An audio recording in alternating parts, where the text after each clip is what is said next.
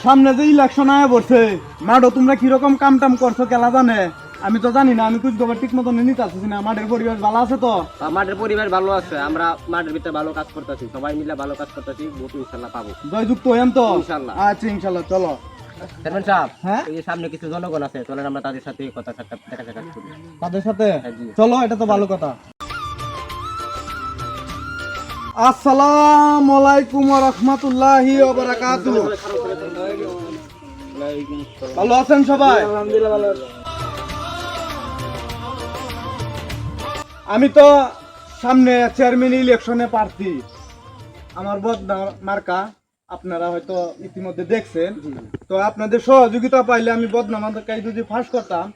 আপনাদের এলাকার কিছু উন্নয়নমূলক কাজ আমি করতাম এই জন্য আপনাদের কাছে আসছি আপনারা কি সবাই মিলে আমাকে জয়যুক্ত করবেন ইনশাআল্লাহ। আচ্ছা চেয়ারম্যান সাহেব আপনারা দাঁড়াইছেন আপনার দলটা কি এই কাম হাস এখন যদি আমি দলের হাতা কই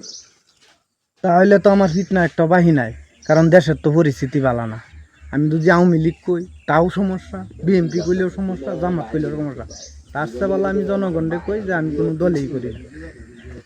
আমার তো ভাই কোনো দলেই নাই জানোস না আবার দলও খারাইছ আচ্ছা সাহেব মুক্তিযুদ্ধ কত সালে হয়েছে আমি জানি না আচ্ছা দেখো সাহেব বাংলাদেশের জাতীয় সঙ্গীত কি আমি তো জানি না তুই জানোস না আবার ইলেকশন করেছ তোর মার মার